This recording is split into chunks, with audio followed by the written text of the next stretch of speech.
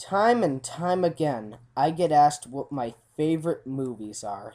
And I'm sick and tired of people asking me. So I'm just gonna put a list out showing what my top 50 favorite movies are. Then y'all stop asking. Gosh, it's getting annoying.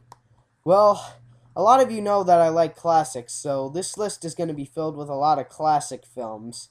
So get ready, it's my top 50 favorite films. And I may do another one of these in the future, depending how the list is changed. Number 50. Whatever Happened to Baby Jane? Describing the plot to this movie is going to be like explaining the interludes of a psychopath's mind. So I'll do the best I can without ruining anything. Baby Jane Hudson is a child performer on stage. She gets all the fame and glory while her sister Blanche is shoved aside by her and her father. Well, years later, Blanche becomes a successful movie star and her sister is shoved aside by everybody else. One night, while coming home, a freak accident happens, leaving Blanche paralyzed. And yes, this all happens before the opening credits. Years later, TV comes around and Blanche is more popular than ever. From there, jealousy happens, and Baby Jane, played by Bette Davis, tries to kill her sister Blanche, played by Joan Crawford. The chemistry between these two characters works extremely well. Bette Davis's bitchy attitude clashes great with Joan Crawford's mild manners and sensibility. The acting by the two of them is outstanding. You feel as if they hated each other all their lives, which is funny because it's true. In real life, Joan Crawford hated Bette Davis's guts, and vice versa. But besides all that, the movie succeeds in both comedy and suspense, and for all that, it's always worth a rewatching. Number 49. Seven Samurai. I think anyone can agree with me and say that Akira Kurosawa is the best Japanese filmmaker in existence. This is probably his most notable film. The plot involves a village in 16th century Japan. Every year, bandits come and steal some of their crops for food. The people of the village grow tired of this and set out to hire samurais to help get rid of the bandits. From there, they wage war in one of the most memorable battles in Kurosawa history. The thing I love about this movie is the samurais themselves. There's the wise sage who was in the original Godzilla. There's the wise sage's friend, a bow and arrow expert, a man with armor, samurai trainee, Toshiro Mifune playing an ignorant man who wants to become a samurai, and my favorite is this guy. He's a sword expert. I can never remember his name, so I just call him Mr. Badass. Not just the samurais are good, but the villagers too, in the respect that they go through a change. They go from cowards to becoming fighting warriors. If this plot sounds familiar to you, it's because there was an American remake in the 60s called The Magnificent Seven.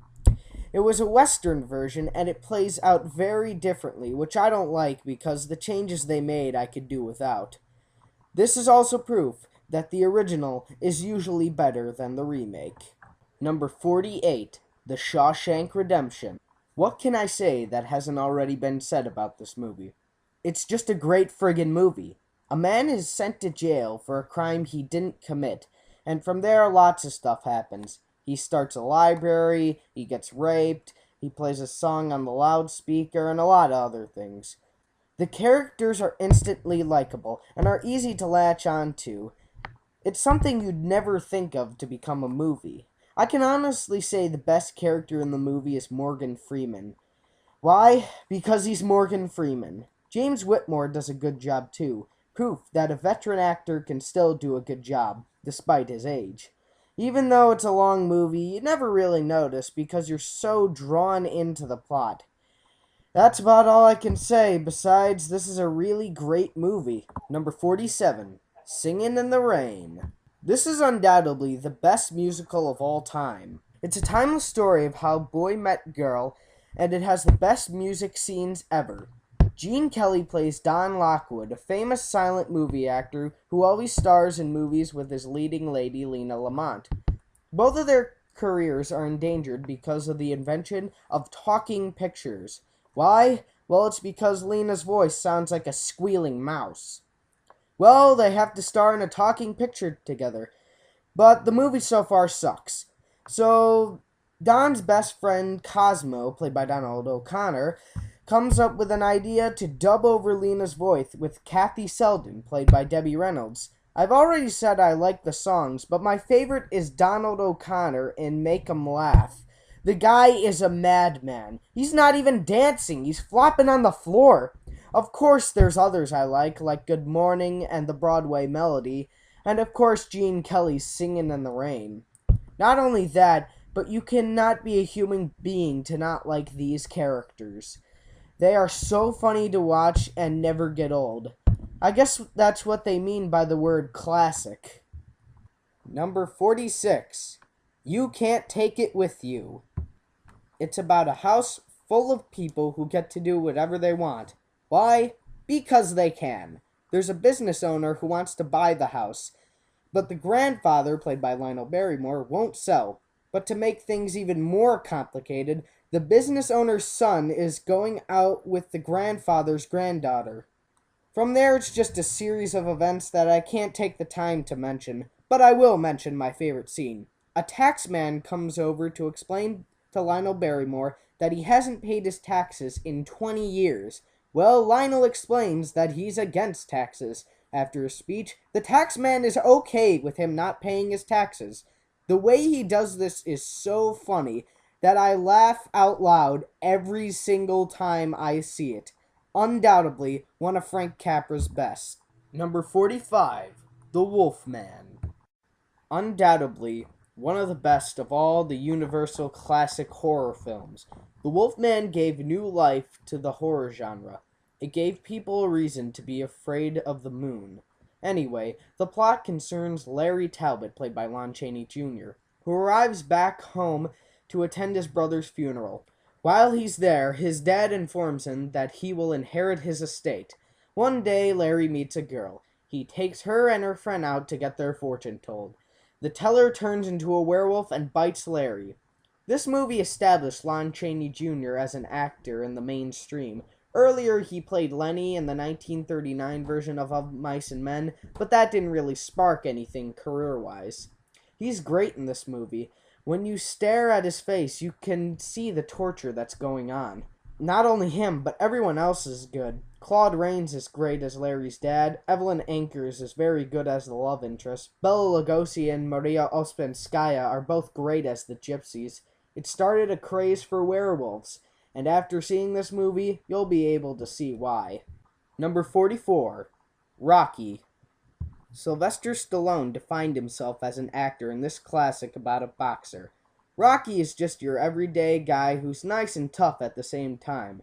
Rocky likes to box. One day he is approached by the champion Apollo Creed, played by Carl Weathers, and gives Rocky a chance at the title. Rocky seeks the help of the owner of the place he boxes at, Mickey, played by Burgess Meredith, who played George alongside Lon Chaney Jr. in Of Mice and Men. Not only that, but he tries to seek a relationship with a pet shop owner, played by Talia Shire, who happens to be Rocky's best friend's sister. The movie is mostly dialogue, which can be a little disappointing, but the ending scene is all worth it when Rocky boxes Apollo for the championship. Truly a movie that anybody can like. Number 43, Toy Story 2. Out of all the Disney Pixar features, this one is my favorite. Others may say Toy Story 3 is the better movie, but I grew up with this one.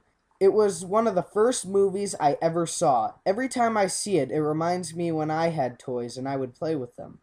Oh yeah, the plot. When Woody's owner, Andy, goes to cowboy camp over the summer, Andy's mom has a garage sale and is going to sell a toy. Woody goes down there to save him, but he ends up getting stolen in the process. From there we learn that Woody had his own TV show and is being shipped off to Japan.